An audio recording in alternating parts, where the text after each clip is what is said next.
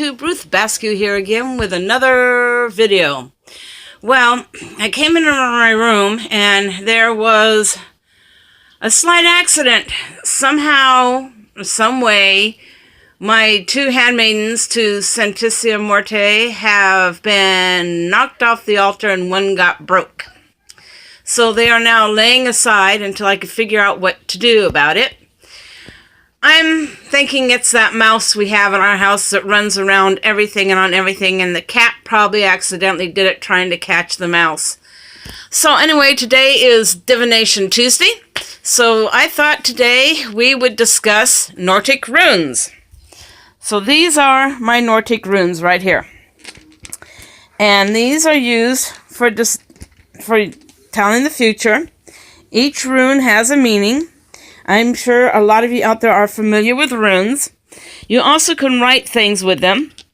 You can write spells with them that you don't want people to know what they are. You can sign your magic name with them with people you don't want to know what your magic name is. You can write your whole book of shadows with the Nordic runes if you don't want people to be able to read it and understand it. They're also, because they are also an alphabet. So these are mine, and I'm not really all that familiar with the Norse beliefs and practices because I really didn't study and practice the Norse tradition and beliefs.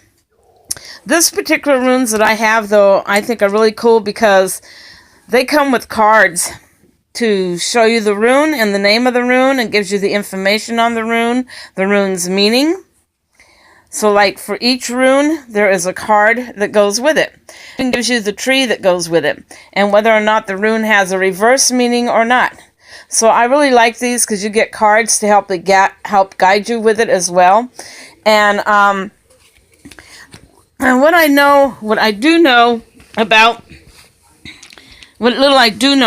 the Nordic history on the runes is that one of the stories says that Odin went to the Tree of Knowledge and tied himself upside down on it to receive wisdom and knowledge from the other world.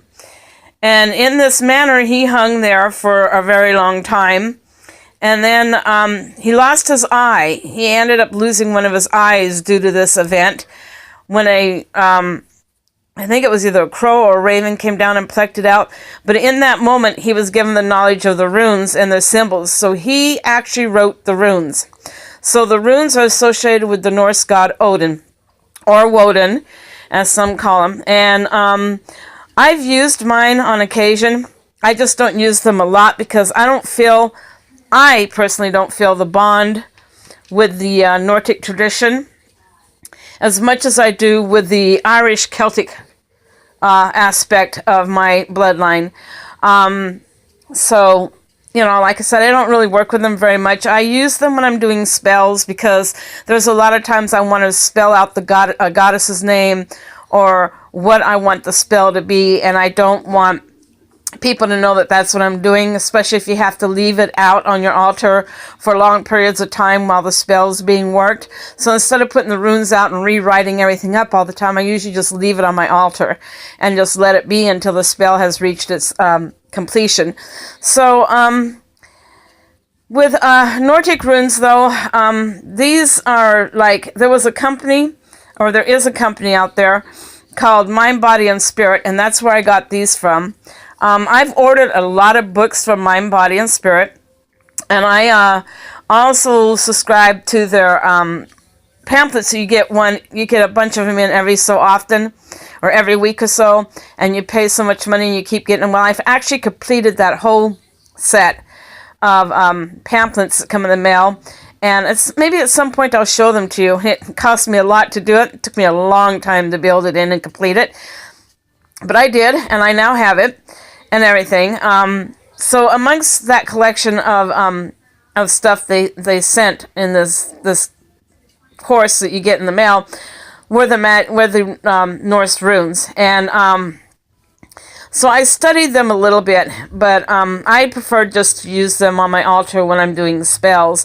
I don't really tell the fortune with them or try to tell my fortune with them to get guidance from them because they're just, like I said, they don't feel right for me.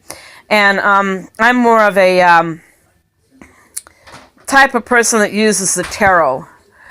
or the witch's stones. And then, of course, as you know, I'm working on a set of Santissia Morte coins that I will be scrying with on her behalf.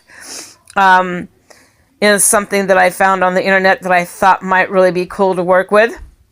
And but I wanted to share my runes here with you today for Divination Tuesday. If you have any forms of divination that you like to do, please let me know below. I'd love to hear what you use and what your favorite form of divination is. Leave any comments below on what you think. Subscribe and link if you like this video. And leave comments and hit that bell so you're notified whenever I do another video. And thank you all for who have been staying with me through all this and who have made comments and guidance. I can use all the guidance actually right now. I mean, people forget at times. They think the elder are the teachers and the elders are the ones we listen to. And this is true in a lot of cases. What they don't tell you, though, is that even the elders can learn from the younger generation. So I'm always willing to learn more ideas and get new insight on stuff. And I hope you do like this video.